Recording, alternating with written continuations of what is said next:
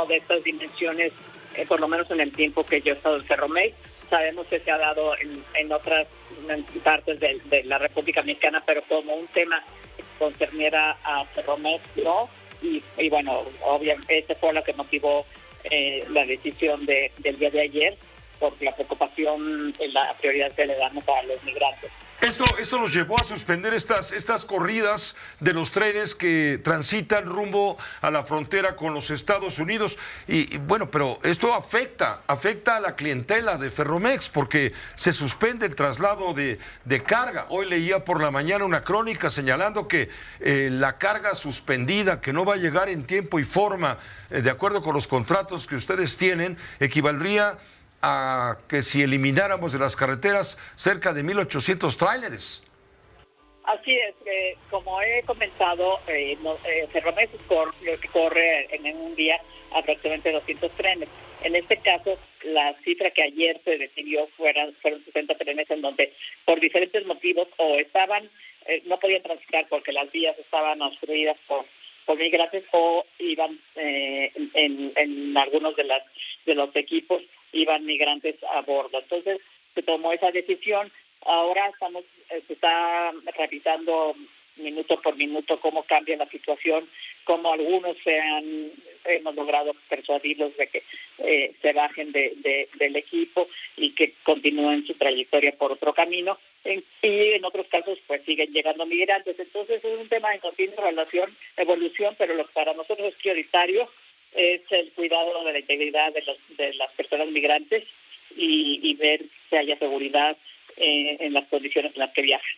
Ha sido muy peligroso. Ayer dábamos cuenta de un sinnúmero de accidentes, incluso se mencionaba pérdida de vidas humanas. ¿Qué nos puedes reportar? ¿Qué nos reporta Ferromex al respecto para, obviamente, subrayar el peligro que significa para cualquiera, migrante o no migrante, utilizar esta vía de transporte rumbo a Estados Unidos?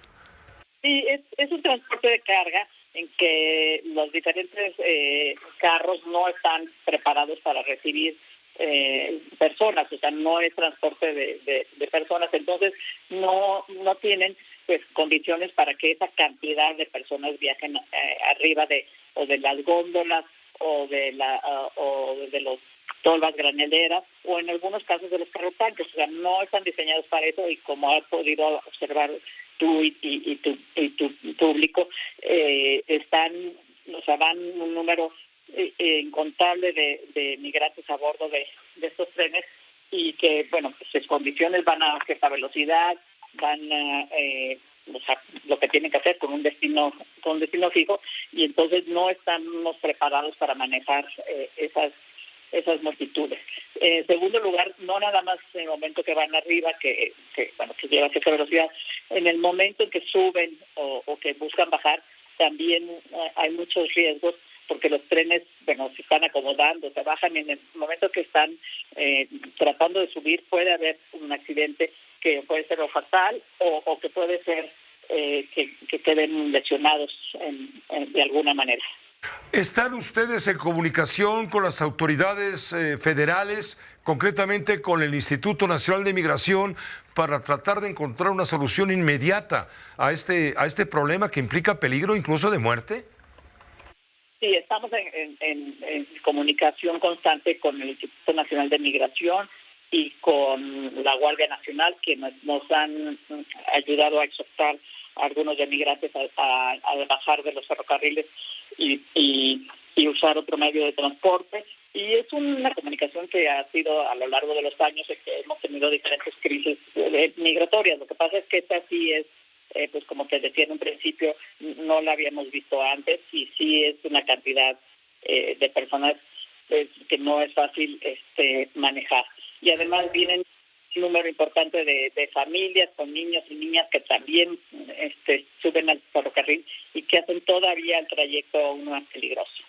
Hoy decía el presidente en la mañanera, ya lo pusimos al aire, Lourdes Aranda, decía que, le parece muy bien que a Ferromex le preocupen los trenes, pero que a México le importan más los migrantes, y criticó de alguna manera el comunicado. Pues, ¿qué les parece a ustedes en Ferromex esta respuesta de la máxima autoridad federal?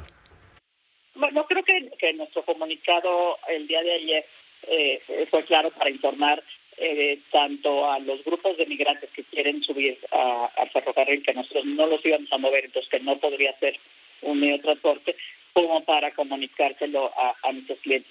Nosotros también habíamos informado a las autoridades correspondientes que habíamos tomado esa decisión, y entonces fue un comunicado para conocimiento de la opinión pública y de las personas que ya te indiqué.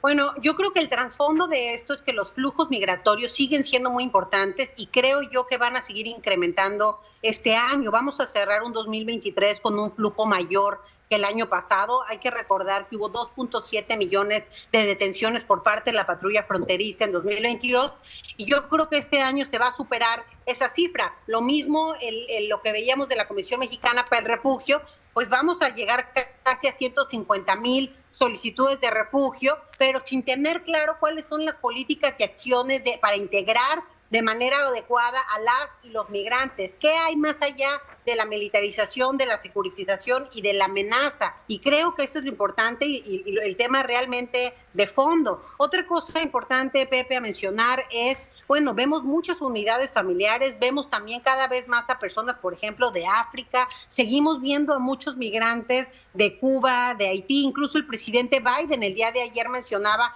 que hay que ir a Haití a llevar a cabo varias acciones por esta migración que se sigue viendo de forma constante desde hace un par de años. Lo mismo, Venezuela sigue siendo un punto de empuje porque siguen ahí toda la presencia de factores también de riesgo en estos países y asimismo se han ido uniendo otras nacionalidades como es el tema, por ejemplo, de Ecuador, ¿no? O el tema también de Perú, en fin. Entonces lo que yo veo es una gran afluencia que al final los flujos van a seguir aumentando, solamente disminuyó en mayo y junio por esta terminación del título 42 y por todas las amenazas que hubo y todo el despliegue de autoridad al sur de Estados Unidos. Entonces, fue una baja momentánea, sí de casi el 50%, pero solamente durante mayo-junio. Otra vez vemos que empieza a aumentar porque ya los traficantes están volviendo a decirle a la gente que va a poder ingresar. En fin, y los esfuerzos que estamos viendo, al final, por ejemplo, incluso el gobierno de Estados Unidos con el tema político, parece que hay una presión de Biden que ha cambiado el discurso que tenía de mayor apertura con los migrantes al inicio, ahora un discurso mucho más moderado, incluso pidiendo recursos al Congreso pues para tener mayor securitización en la frontera, ni que hablar de los políticos de republicanos, ¿no? Que cada uno presume pues, ser más racista que el otro y pretenden ser los candidatos de ese partido. Y bueno, del lado mexicano yo creo que también estamos cediendo a ciertas presiones estadounidenses de cara a las elecciones en 2024. Es decir, el factor migrante, la ola migrante incide en lo político en ambos países. Estados Unidos está empezando a recibir la oleada, ya no saben tampoco qué hacer. Hoy comentábamos hace un momento una oleada migrante que cruzó el río Bravo, el río Grande le llaman allá, allá en el estado de Coahuila, hacia el estado de Texas, Eagle Pass, toda esa zona, y los policías de la patrulla fronteriza se vieron obligados a confinar a estos migrantes de todas las nacionalidades que tú mencionas, abajo de un puente internacional. No saben ya qué hacer con el problema. En este momento la solución inmediata sería ¿qué? Decirle a la institución nacional vinculada con el tema, abrir más oficinas para evitar esta aglomeración de solicitantes, dejar un poco la burocracia de lado, ponerle más énfasis para que esto fluya de mayor manera, porque se está empezando vamos, en una crisis donde se está faltando el respeto a los derechos humanos. Mira, yo creo que son varias cosas urgentes de hacer. Como tú bien dices, que las autoridades trabajen también de manera conjunta. Muchas veces el Instituto Nacional de Migración y la Comisión Mexicana para el Refugio, pues trabaja cada quien por su lado y creo que una situación como la que tenemos frente, pues requiere echar mano a ambas instituciones y como dices, quizá abrir en unos puntos en donde, de hecho eso es lo que pasó con el tema de la Comisión Mexicana para el Refugio el día de hoy, derivado de la crisis de ayer. Hoy el Instituto Nacional de Migración tuvo que ir también, pues echar mano ahí en Tapachula, pero podríamos hacerlo de una manera más organizada en diversos puntos del país. Eso por un lado. Por el otro lado, yo creo que tiene que enfatizarse la colaboración internacional para atender este tema de una forma más inteligente. Estados Unidos está pensando solo en soluciones de securitización, de amenaza y de frontera, sin pensar pues que también tiene que ver cómo aprovechar ahora sí que la ola migratoria para varios sectores en su país que lo requieren.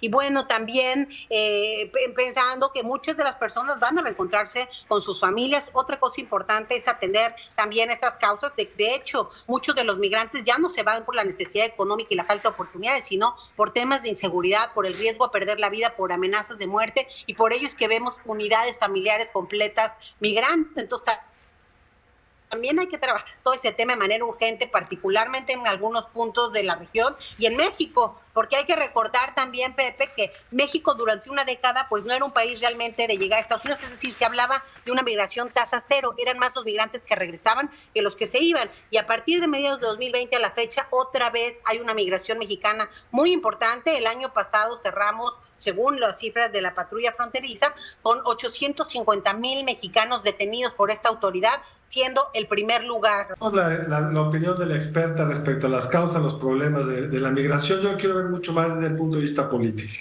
Lo primero, Pepe, la elección de noviembre en Estados Unidos se va a definir, entre otras cosas, por dos temas que atañen directamente a México: el fentanilo y el segundo, la migración. Y lo que el gobierno de Estados Unidos desearía es un gobierno mexicano más activo en frenar a los migrantes, como lo hizo con mucha claridad Trump cuando puso como condición a no poner aranceles en la frontera que México frenara la migración. El estilo de Biden es muy distinto. La Guardia Nacional, que se estrenó para eso en su momento, ahí sigue cumpliendo esas funciones, pero por las escenas que vimos en los trenes, por lo que reportaste de Tapachula, etcétera, claramente no están cumpliendo esa función de contención y el problema se va a la frontera. Entonces, lo primero, desde el punto de vista político, van a ser las presiones por ese lado. Porque si los republicanos logran hacer la migración, de la mano blanda, de la falta de muro, el tema central, van a poner en serios cuestionamientos a Biden. El segundo tema, Pepe, tiene que ver con los problemas para el gobierno mexicano de este flujo de migrantes. Estas trenes que tuvieron que parar porque eran asaltados por los migrantes, como lo vimos, pues son un síntoma de un problema que es que empieza a tener un impacto en la vida cotidiana de los mexicanos. En este caso, el movimiento de las mercancías, para muchos otros, con una serie de afectaciones en áreas urbanas. Hay que ser generosos, hay que darles asilo, hay que buscar el espacio mejor para acomodarlos, pero en el desorden de esta administración, en el extremo lleva a migrantes quemados en un refugio, esa escena dantesca que en su momento reportamos y que diste mención a la parte judicial al respecto.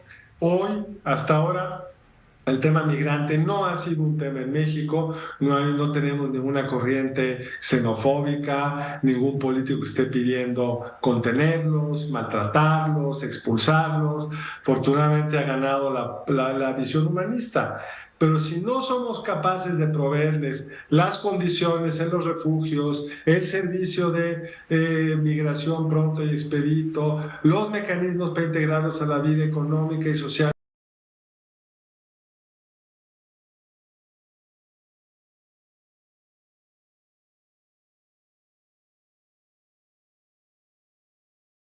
del país, el problema puede derivar en presiones de ese tipo que nos ahondarían nuestras divisiones y que además nos podrá llevar a la aparición de movimientos de derecha xenófobos que son siempre muy peligrosos. Y tercero, Pepe, tenemos que darnos cuenta que el problema de la migración, pues sí es fundamentalmente un problema de las condiciones de vida en la que están ciudadanos de muchos lugares del mundo, no solo económica, sino crecientemente por inseguridad, como decía la doctora Rendón.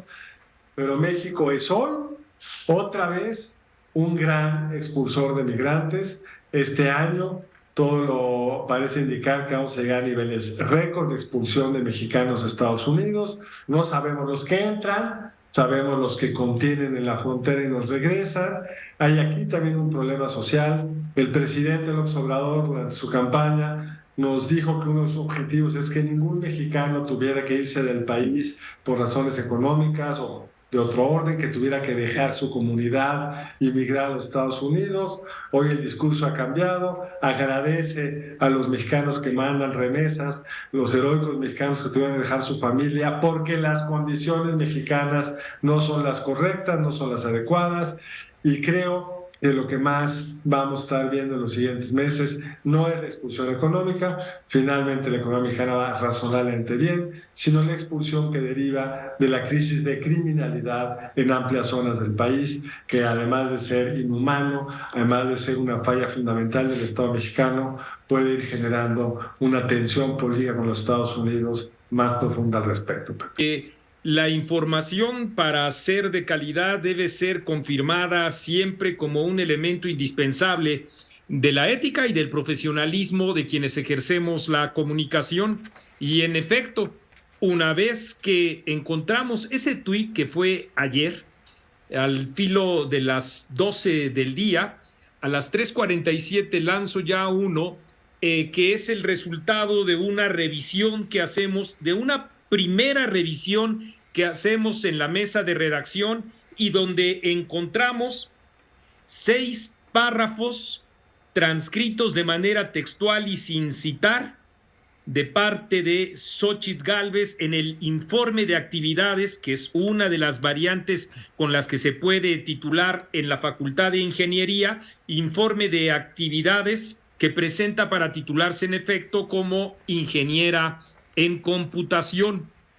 Una vez que eso ocurrió, Xóchitl Gálvez, la primera reacción que tiene es, me parece muy errática, porque señala que si antes le regatearon su carácter indígena o su carácter también como vendedora de gelatinas, ahora ella estaba siendo presa de una conjura de parte del gobierno para quitarle pues el título de ingeniera.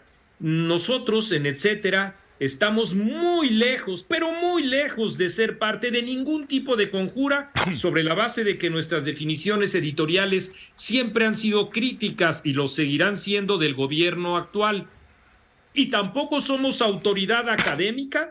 Celebramos que la UNAM haya tomado ya cartas en el asunto el día de hoy para retirarle u otorgarle el título a nadie. Simple y sencillamente, en esta primera revisión que hicimos, subrayo primera, encontramos 6 párrafos, y luego Xóchitl Gálvez señala en un segundo momento que en efecto se equivocó y, dicho en sus términos tan folclóricos, la pendejeó. Así dijo ella, para reconocer que había cometido 6 errores. Esta es, digamos, la primera parte de la información. Correcto. Que cuando tú consideres oportuno podría detallar la segunda. Correcto. Antes de ir a la segunda parte, déjame poner justamente lo que hoy reconoce Xóchitl Gálvez. Hoy acudió al Palacio Legislativo de San Lázaro, se reunió con diputados del Frente Amplio por México, panistas, perredistas, desde luego priistas, y ante ellos los reporteros le hicieron la pregunta sobre esto que tú hiciste, por supuesto, público en el curso de esta mañana. Y esto fue lo que dijo Xóchitl Gálvez. Lo tenemos, ponlo, por favor. Bueno, su título, usted mencionaba, bueno, no es una tesis como tal, sin embargo, sí hay ahí algunas cosas que fueron copiadas y no citadas. ¿Por qué sucedió esto? La mayor parte de los técnicos describen equipo, son sacados de manuales técnicos. Un tema es la política pública del gobierno federal, que es la política en materia ambiental, y pues un tema, pues sí, la pendejé, porque debía haber puesto de dónde era. Sí, dice, me apendejé, debía haber puesto de dónde era. Esto es lo que dice Xóchitl Gálvez, Marco Levario. Pero decías, este fue un primer trabajo, pero ya vas en la segunda parte. Sí, la segunda parte es que no son 6 párrafos, Pepe, sino 11 párrafos, y de ninguna manera tienen que ver con el aturdimiento de Xóchitl Gálvez, al que ella alude porque fueran solo comillas, sino porque se trata de 3 tipos de irregularidades. Primera, cita sin comillas. Segunda, cita sin comillas, pero alterando 2 o 3 términos. que sin embargo mantienen la idea central que ella sostiene dentro de su informe de actividades.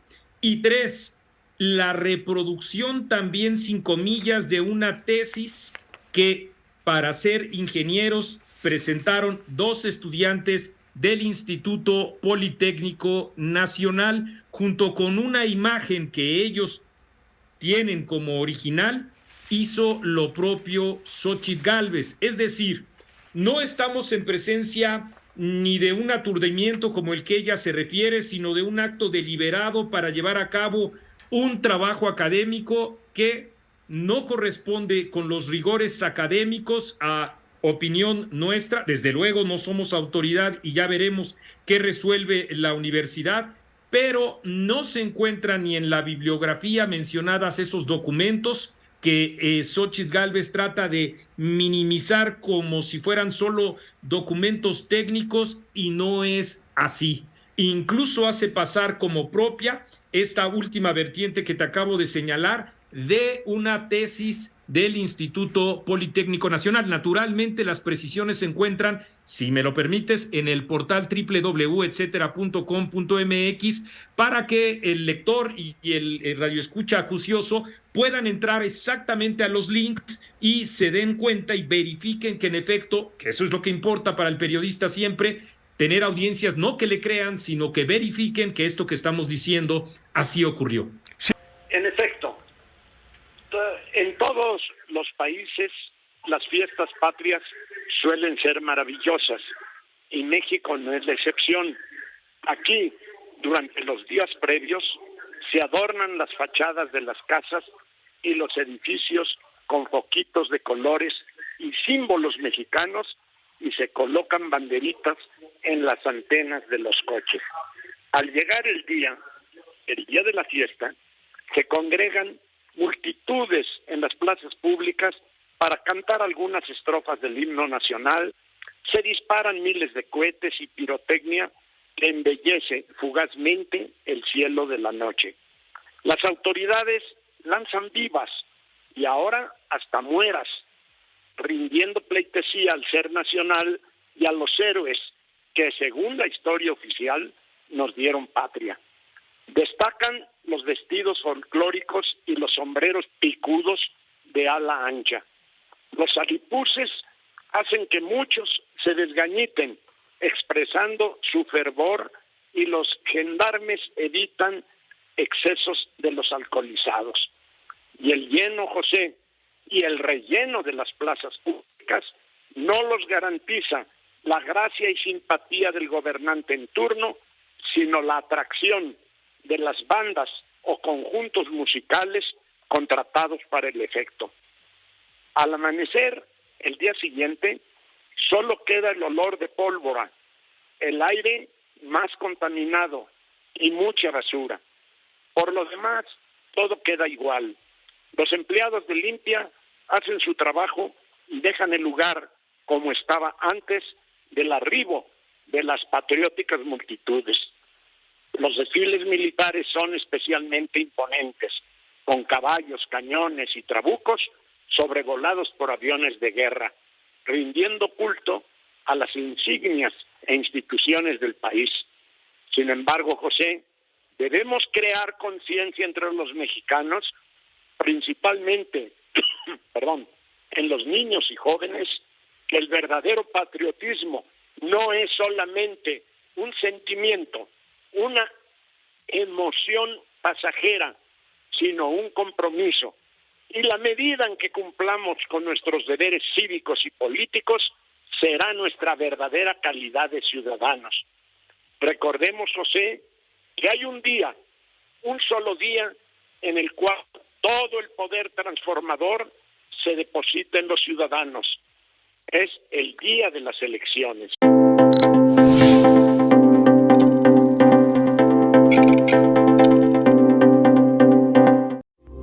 Esta fue una producción de Grupo Fórmula. Encuentra más contenido como este en radioformula.mx.